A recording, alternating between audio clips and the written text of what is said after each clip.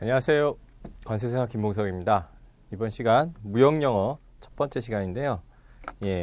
무역영어라는 과목에 대해서 처음에 좀 말씀을 드리고 시작하도록 하겠습니다.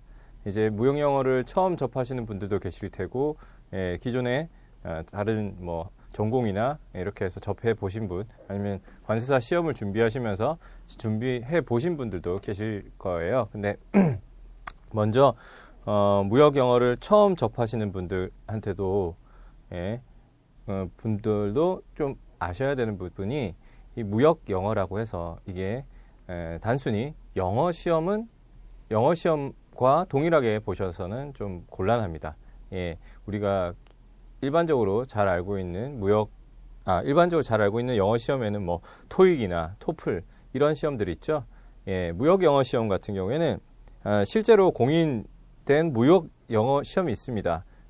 대한상공회의소에서 지금 치르고 있는 시험 중에 무역 영어 시험이 있죠. 그래서 그게 이제 1급 시험, 2급 시험, 3급 시험 이렇게 돼서 급수별로 해서 실제로 공인된 무역 영어 점수가 있는데, 이 관세사 시험에서 1차 과목에 나오는 무역 영어 같은 경우에는 또 그 대한상공회의소에서 치는 시험이랑도 조금 다릅니다. 그래서 성격을 관세사 1차에 나오는 1차 무역 영어의 무영, 요즘에 줄임말 많이 쓰죠. 무역 영어 줄이면 무영인데, 무역 영어의 성격에 대해서 좀 아셔야 돼요. 그래서 일단 영어로 치면은 영어랑 무역이랑 좀 구분해서 생각을 하시면, 영어로 치면은 무역 영어잖아요. 그래서 일단 한정되어 있습니다. 무역이라는 곳에. 일반 우리 토익이나 토플 같이 이런 시험 같은 경우에는 일상적인 영어랑 또 비즈니스에서 사용하는 영어들이 이제 주로 출제가 되는데, 이 무역 영어 시험 같은 경우에는 요 무역에 관련되어 있는 영어다. 그래서 좀 차이점이 뭐냐라고 하니, 전문 영어죠. 전문 용어가 많이 나온다. 토익에 나오는 단어 자체가 일상적인 단어라면은 무역 영어에서 나오는 단어들의 경우에는 물론 영어적인 측면에서 봤을 때 여러분들이 중고등학교에서 배운 단어들도 많이 나옵니다. 일반적인 영어 단어들도 많이 나오지만, 특히 이 전문 용어에 대해서 여러분들이 따로 공부를 하지 않으시면 이 접근이 어렵습니다. 무역 영어에는. 그래서 이 전문적인 용어들, 무역에서 사용되는 전문적인 용어들에 대해서 좀 익숙해질 필요가 있다.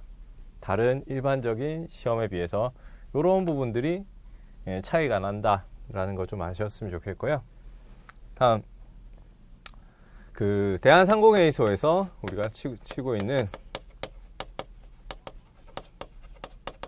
무역 영어 시험 1급 시험 하고는 또 어떻게 다르냐? 관세사 1차 무역 영어 같은 경우에는 목적 자체가 달라요. 목적이 달라요. 관세사 시험 같은 경우에는 좀 법규 위주입니다. 법 규정이나 국제 협약에 중점을 두고 시험 문제를 출제하고 있어요. 근데 대한상공회의소 무역 영어 같은 경우에는 이 대상도 다르죠. 이거는 대상이 뭐예요? 관세사 수험생을 대상으로 하는 거죠. 그래서 관세사는 여러분들이 나중에 현장에서 일을 하시다 보면은 이 무역에 관련되어 있는 법 규정이나 협약에 대한 것들을 다룰 때가 많이 생깁니다. 그래서 요런 관세사를 대비해서 나오는 이 무역 영어 같은 경우에는 요런 국제 협약 같은 내용들이 많이 나오는 거고요. 그리고 대한상공회의소에서 치는 무역 영어 같은 경우에는 대상이 무역회사나 아니면 상사, 물류회사의 직장인이죠. 일종의. 이 직장인들을 상대로 한 예, 공인 시험이기 때문에 실무적인 내용, 실무적으로 뭐 매일 서신을 주고 받는다라든지, 물론 이 관세사 1차에도 이런 문제들이 나오긴 나와요. 근데 비중 자체를 얘기하는 거예요. 비중 자체가 요 관세사 1차 시험 같은 경우에는 법 규정 중심으로 나오고, 이 무형영어 1급 같은 경우에 서신이라든지, 예, 아무튼 뭐 거래 순서라든지 이런 실무적인 부분을 중점적으로 다루고 있습니다. 그래서 여러분들이 뭐 처음 무형영어 관세사 1차 무형영어를 공부하시는 분들은 좀 처음에 생각하신 거랑 좀 다르실 수 있어요. 예, 좀 다르실 수 있어요. 그래서 예, 내가 생각했던 무형영어는 아마 대부분 약간 이쪽을 생각하시는 분들이 많으실 거예요. 처음 접하신 분들은. 예, 물론 2차 뭐까지 보셨거나 아니면 기존에 무형영어 공부하신 분들은 아 이게 무슨 얘기다라는 걸 바로 아시겠지만, 사실 처음 공부하시는 분들은 이쪽을 생각하시는 분들이 많을 수 있는데, 요런 것들이 아니라 요런 내용들도 있지만 주로 예, 법 규정을 중점적으로 다루고 있다라는 거, 예, 공부를 하시기 전에 일단 이 부분에 대해서 먼저 말씀을 드리고 싶었어요. 재미없겠죠. 법 규정이잖아요. 우리 법이라는 거, 여러분 지금 관세사 1차 시험 공부하시는 분들은 관세법도 공부를 하시지만 법이라는 건 사실 되게 재미없잖아요. 예. 물론 재밌게 공부하면 재밌을 수도 있지만 사실은 딱딱하고 용어 자체도 딱딱하고 그 내용 자체도 일반적인 용어가 아니기 때문에 좀 이해하기도 힘들고, 예, 그런 부분들이 있습니다. 그래서 사실 예, 무형영어 같은 경우에도 한 가지 더 어려움이 있죠. 법인데 그게 또 이제 영어로 돼 있는 거죠. 우리나라 말로 돼 있는 것도 사실 우리나라 상법이라든지 헌법이라든지 민법 이렇게 보시면은 독해를 하시는 게 사실 처음 보시는 분들이 힘들어요. 예, 관세법도 여러분들 뭐 보셨겠지만 그 내용들을 그냥 읽어서 바로 이해하는 것은 사실 좀 어려운 점이 있습니다. 그런데 무역 영어는 그것을 이제 다른 나라 언어죠. 영어로 풀어나가는 부분이기 때문에 더 많이 여러분들이 공부를 하시고 익숙해지셔야 됩니다. 그 내용들이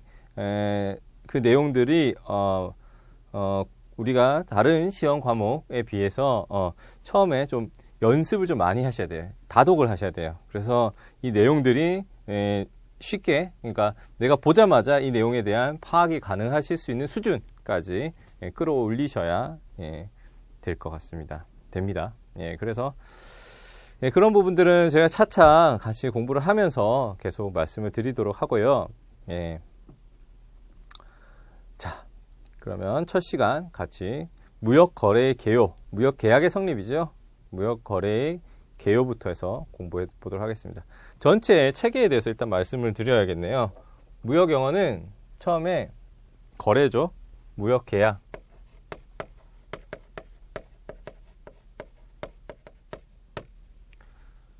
계약 및 거래죠. 네, 거래에 관련된 내용을 우리가 배웁니다. 그래서 무역계약에 관련되어 있는 법 협약 있죠. UNCISG 그리고 인코텀스.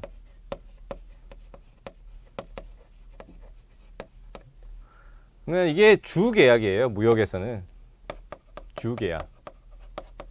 이게 주계약이 무슨 말이냐 하니, 셀러와 바이어가 체결한 계약이죠. 요 계약이 주계약인 무역계약이고요. 요 계약과 관련되어 있는 법 규정이 UNCISG 그리고 가격 인도 조건이 나와 있는 인코텀스입니다. 그럼 이 주계약을 이행하기 위해서 셀러도 뭘 해야 되죠? 바이어에게 물품을 보내야겠죠. 물품을 보내야 될 거예요. 그래서 주계약을 이행하기 위해서는 바이어는 운송을 해야 될 것이고, 셀러는 운송을 해야 될 것이고, 바이어는 또 뭘 해야 되겠죠?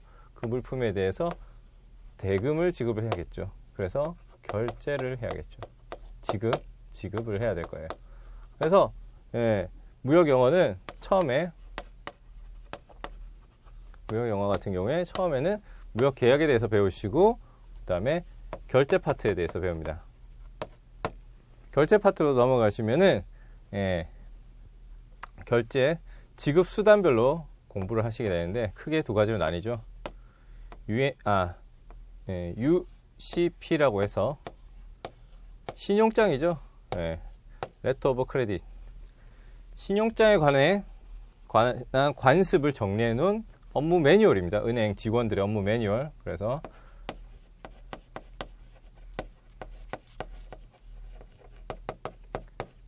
줄여서 우리가 LC라고 하죠. 예.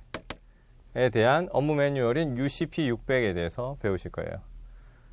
그 이외에 신용장 이외에 신용장 외 지급수단인데 여러 가지 지급수단이 있어요. 뭐 추심도 있고요. 그다음에 뭐 단순 송금 방식도 있죠. 여러분들이 잘 아는 방식이죠. 예, 계좌 이체하는 거예요. 그래서 TT, 뭐 MT, DD 뭐 이런 식으로 해서 단순 송금 방식도 있고 추심도 있고 또 뭐 있어요? 예, 뭐 포피팅도 있고, 예, 포피팅도 있고 청산결제도 있고 등등 여러 가지 예, 결제 방식이 있어요. 그 중에서 우리가 무역 영어 수업 목적상 배우게 되실 과목은 이 UCP 600과 추심 컬렉션에 대해서 규정하고 있는 URC, 요 규정과 요 규정을 우리가 공부를 할 거예요. 계약에서는 UNCISG, 인코텀스에 대해서 공부를 하실 거고. 그래서 아까 바이어는 결제를 해야 된다 그랬고 셀러는 뭘 해야 된다 그랬어요? 뭐 이 인코텀스 규칙에 따라서 운송에 대한 의무가 달라지긴 하겠지만 뭐 일반적으로 셀러가 운송 의무가 있다고 했을 때 주 계약인 무역 계약을 이행하기 위해서 부계약이죠. 결제를 하고 또 부계약인 운송을 계약을 체결하죠. 운송인가? 이 결제는 누구랑 계약을 체결해요? 보통 일반적으로 은행하고 결제를 하는 거고, 예, 운송 같은 경우에는 운송인이 있죠. 캐리어. 운송인과 운송 계약을 체결할 거예요. 그래서 이 운송과 관련되어 있는, 예, 운송에는 일단 운송 수단별로 나뉘죠. 운송 수단별로. 해상 운송 수단이 있고, 그 다음에 육상 운송 수단이 있고, 항공 운송 수단이 있어요. 예, 해상 운송 수단에서 무역에서는 거의 한 70%가 거의 해상으로 운송이 되는데, 해상 운송 수단 중에서 우리가 공부하게 될 것은 협약 같은 경우에 법 규정은 이제 헤이그 규칙, 그리고 헤이그 비스비, 그리고 함부르크 규칙, 함부르크 규칙에 대해서 우리가 공부를 할 거예요. 여기다가 더하기 지금 현재 나와 있는 협약에는 노틀담 협약이 있어요. 더하기 노틀담 협약이 있는데 이거는 저희가 아직 우리나라가 가입이 안 돼 있어요. 아직 가입이 안 돼 있기 때문에 시험에도 안 나와요. 그러니까 이거는 공부하실 필요가 없겠죠. 예. 우리가 공부해야 될 운송 파트에서 공부해야 될 협약은 요 헤이그, 그리고 헤이그 비스비, 그다음에 함부르크 규칙입니다. 육상에서도 사실 CIM이니 CMR이니 뭐 항공에서도 또 다른 그 각각의 협약이 있어요. 근데 시험 목적상, 수업 목적상으로는 나오지가 않습니다. 예, 수업 목적상으로는 헤이그 비스비, 함부르크 정도만 봐주시면 돼요. 이렇게 하면은 주 계약을 이행하기 위해서 우리가 부계약으로 결제 파트, 운송 파트에 대해서 공부를 하시게 되는 거예요. 그리고 마지막으로 예, 계약을 이행하다가 계약이 파기되거나 계약이 불이행이 되거나 했을 때 이 무역의 종료죠. 무역의 종료 파트에서 특히 이 분쟁을 해결하는 수단으로서 분쟁 해결 수단으로 우리가 가장 많이 사용하는 방식이 중재입니다. 우리가 일반적으로 사인 간의 민사상으로 형사상으로 문제를 법적 분쟁을 해결하기 위해서는 사실 소송을 가장 많이 사용을 하는데, 예, 소송 같은 경우에 인터내셔널 트레이드, 국제 무역에서는 사실 상이한 국가에 있는 당사자 간의 분쟁 해결이기 때문에 이 소송으로 해결하는 것보다 사실 이 중재로 해결하는 게 더 많은 이득이 있습니다. 예, 이 부분들에 대해서는 2차 무역 실무 시간에 또 배우실 테고 나중에 중재 파트 가서 그 부분에 대해서도 또 간략하게 공부를 하시게 될 거예요. 그래서 요 중재에 관련돼 있는 국제 협약이 있어요. 뉴욕 협약이 있습니다. 그래서 우리가 요 뉴욕 협약도 공부를 하실 거예요. 그래서 이렇게 해서 전체적인 우리가 봐야 될 협약들의 내용에 대해서 한 번씩 살펴드렸는데, 그 중에서 여기 또 추가로 들어갈 수 있는 게 뭐 결제 파트에서는 영국 환원법,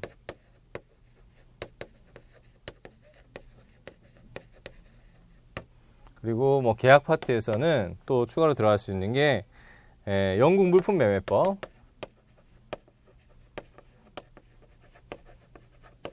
그리고 UCC라고 해서 미국 통일상법전이죠. 이런 내용들이 간간히 한 문제 두 문제씩 출제되고 있어요. 그래서 이 부분들도 기출되고 있다라는 거. 대부분의 문제, 무형영어 시험 문제 몇 문제예요? 40문제죠. 40문제 중에서 거의 한 절반 정도, 한 17, 18문제가 UNCISG 그리고 인코텀스, 절반 이상이겠네요. 절반 이상이 UCP, 그리고 운송 파트는 사실 여기서 골고루 나오는 경향이 있어요. 골고루 나오는 경향이 있어요. 그래서 주로 우리가 나오는 부분들이 요 CISG, 인코텀스, UCP다 라는 거 좀 알아주셨으면 좋겠습니다. 그래서 전체적으로 우리가 공부하게 될 내용들에 대해서 간단히 살펴봤습니다.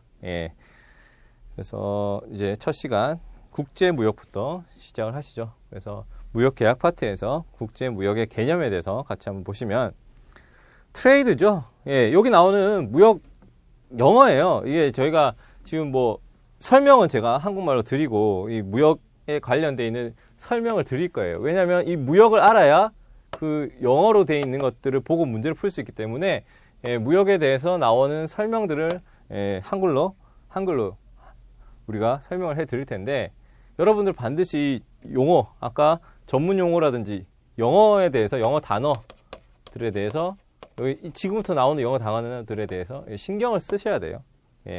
그래서 이런 단어들이 많이 쓰인다라는 거. 그래서 무역은 뭐 트레이드는 다 아실 거예요. 트레이드는 다 알죠. 무역의 개념이라고 해서 무역을 트레이드라고 했는데, 사실 조금 이런 것도 논란의 여지는 있죠. 국내 무역하고 국제 무역을 나눠서 도메스틱 트레이드, 그리고 국제 무역을 인터내셔널 트레이드라고 해가지고 국내에서 이루어지는 상거래죠. 상거래를 국내 무역이라고 하고, 국가 간에 이루어지는 것을 국제 무역, 인터내셔널 트레이드라고 한다라고 되어 있어요. 그래서 트레이드는 사실 상호 교환의 개념입니다. 서로 이제 무언가를 주고 받는 거죠. 그래서 양 국가 간에 국제적으로 교환하는 것을 우리가 인터내셔널 트레이드, 국제 무역이라고 한다라는 거죠. 뭐 동그라미 이번에 나오는 것은 이제 대상이죠. 거래 대상이 유형 무형이냐, 그리고 대상이 기술 용역과 같은 무형이냐에 따라서 유형 무역, 비즈블 트레이드랑 무형 무역, 인비저블 트레이드. 이제 기술 용역이라는 건 사실 로열티라든지 요즘에 뭐 기술권이라든지 특허권이라든지 권리 같은 것도 이제 무형에 포함되는 개념이죠. 그래서 비저블 트레이드, 인비저블 트레이드 같은 것이 다 포함해서 트레이드라는 개념에 포함되어 있다라는 거. 동그라미 3번 같은 경우에 이제 전자상거래를 얘기하는 거예요. 전자상거래. 지금은 사실 전자상거래가 거의 보편화됐다고 보시면 되죠. 전자상거래는 여러분들 잘 아시는 알리바바, 그 중국의 마윈이라는 사람이 만든 알리바바 서비스를 생각해 보시면은 중국과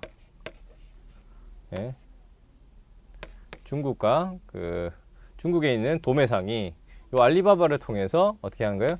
알리바바에 물건을 올려요. 알리바바 홈페이지에다가 물건을 이렇게 사진이랑 가격이랑 이렇게 올려놓으면 한국에 있는 구매자, 수입자가 요 알리바바에 들어가서 요 물품을 보고 오더를 하는 거죠. 오더를 하면 어떻게 하는 거예요? 알리바바가 보내라 해서 여기서 이렇게 물품을 보내는 거죠. 이런 전자상거래 형태의 무역이 지금 거의 일반화됐죠. 그래서 뭐 최근에도 뭐 코리아 블랙 프라이데이라고 해가지고 백화점이나 이제 마트에서 이제 할인 행사죠. 블랙 프라이데이라고 해서 사실 사실 우리나라에 들어오면 외국의 것들이 우리나라에 들어오면 좀 다르게 변형되는 경우가 있어서 좀 안타까울 때가 많은데 사실 뭐 외국에서 사용하는 블랙 프라이데이 개념은 연말에 이제 기업들 같은 경우에는 재고 처리가 가장 중요한 문제입니다. 그 재고 처리를 위해서 재고 처리를 잘 해야 실적도 잘 나오겠죠. 그래서 여러 가지 원인들이 있겠지만 그 재고를 처리해서 실적 개선을 하기 위해서 싼 가격에 재고 처리를 하기 위해서 연말에 블랙 프라이데이를 이용해 싼 물건들을 한꺼번에 시장에 풀어놓는 겁니다. 그런 블랙 프라이데이라는 것을 블랙 프라이데이가 있다라는 것이 우리나라에 이제 알려지게 되면서 우리나라 고객들이 소비자들이 어떻게 하는 거예요? 직구를 했죠. 직구를 해가지고 외국에 있는 뭐 이베이라든지 아니면은 뭐 이베이 뭐 또 뭐가 있죠? 갑자기 생각이 안 나는데 뭐 한 쇼핑몰이죠. 이베이 같은 쇼핑몰을 통해서 직구를 했죠. 직구를 해가지고 그때 이제 블랙 프라이데이 때 많은 물건들이 들어오다 보니까 소비가 많이 일어나다 보니까 우리나라 이제 백화점이나 유통회사들이 요거 따와서 블랙 프라이데이라고 해가지고 실제로 했는데 사실 금액적으로 그렇게 할인이 별로 안 된다라고 해가지고 이런 게 무슨 의미가 있냐라는 기사들을 많이 본 것 같습니다. 그래서 사실 정기 세일하고 같은 개념이죠. 사실 정기적으로 세일을 해왔잖아요. 백화점이나 뭐 마트 같은 경우에는. 그래서 이 정기 세일이라는 개념의 이름만 단순히 블랙 프라이데이다, 코리아 블랙 프라이데이다 해가지고 소비자를 현혹까지는 아니고 아무튼 그런 식으로 장난질을 쳤죠.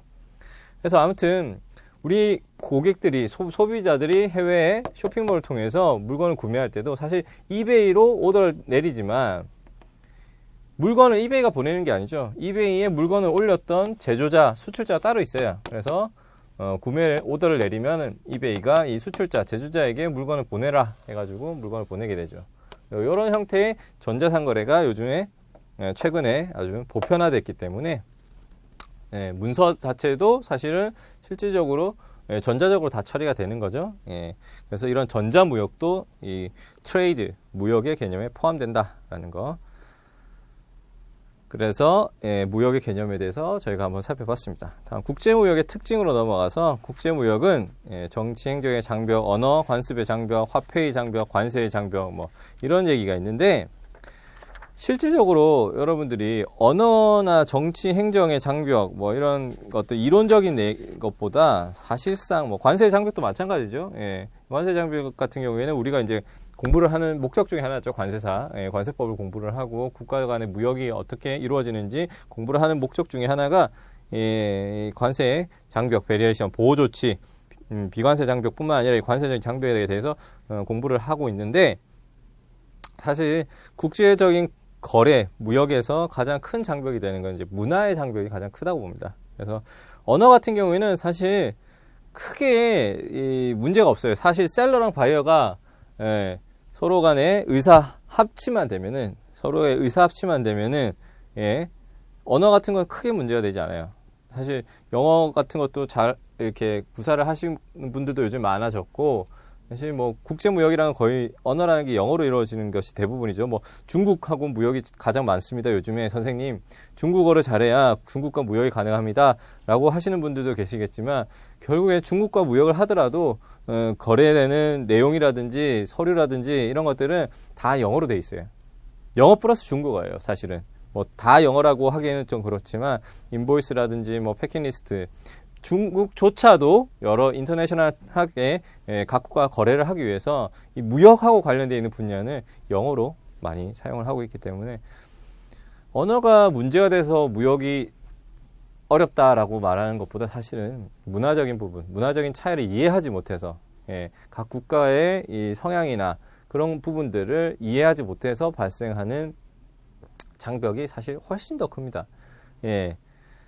그래서 그런 이해도가 낮았었기 때문에 예전에 그런 일들이 많이 있었죠.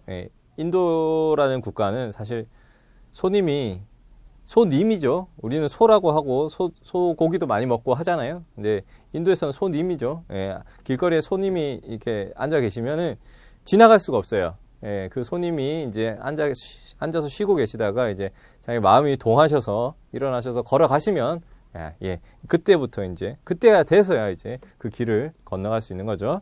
그래서 그렇게 소를 신처럼 우상화하는 국가에 우리나라 모 대기업이 고기를 수출을 하려고 했었죠. 그런 이해도가 떨어진 경우에는 사실 문제가 커지죠. 경제적인 그 손해도 크겠지만 그 수입국, 그러니까 수입국이라고 하기에는 상대방 국가에서 바라보는 그 국가적인 이미지라든지 그런 부분에서도 사실은 큰 타격을 입을 수 있기 때문에 무역이라는 것이 자국에서만 일어나는 것이 아니라 양국 간, 삼국 간, 사국 간, 다자 간 일어나는 부분이기 때문에 그런 이해, 상대 국가, 여러 국가에 대한 이해도가 반드시 전제가 돼야 되겠죠. 무역의 필요성은 여러분들이 중학교 사회 시간에 배우셨을 거예요.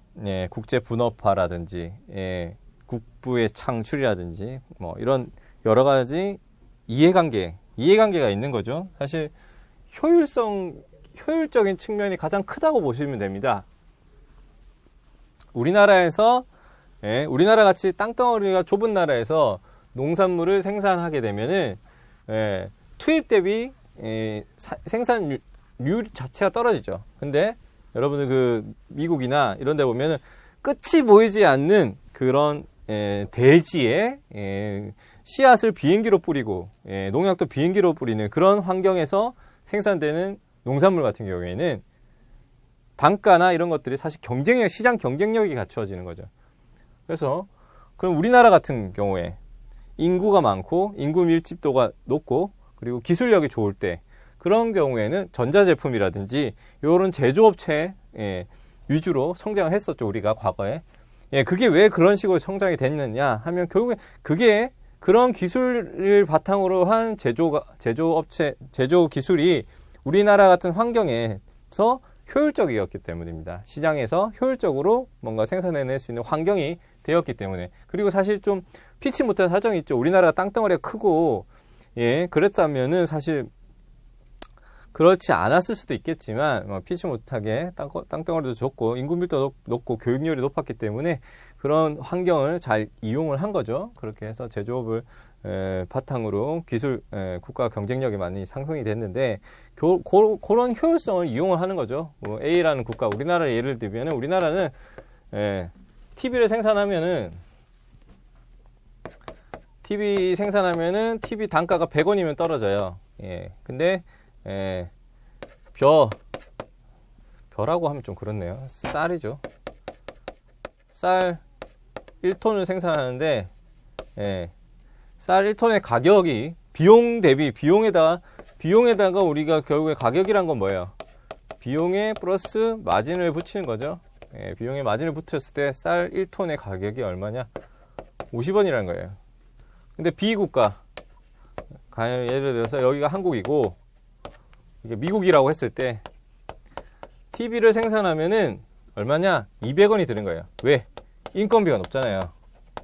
기술력은 더 높을 수 있는데 인건비가 많이 높기 때문에 200원이 되는 거죠. 근데 쌀 같은 경우에는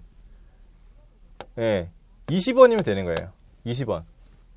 그러면은 요 싼 가격에 TV를 살 수 있는 데다가 자원을 좀 더 집중을 시키고 A국가 같은 경우에 TV에다가 모든 자원, 환경을 집중을 시키고 B국가 같은 경우에는 쌀을 생산하는데 좀 집중을 시키는 거죠. 그래서 A국가는 B국가로부터 쌀을 수입을 해오고 B국가는 A국가로부터 TV를 수입을 합니다. 이렇게 했을 때 좀 더 효율적이라는 거죠. 효율적인 거래를 통해서 한정되어 있는 자원을 효율적으로 사용하는 방법이겠죠. 이 무역이라는 게. 그래서 국제 분업화, 이런 분업화가 있고, 그럼으로 인해서 이 고용 창출이라는 거는 집중하기 위해서, 어떤 한 분야에 집중하기 위해서 이 분야에 관련되어 있는 고용이 창출이 될 거고, 그만큼 거래가 많아지는 만큼 우리나라에 들어오는 자원,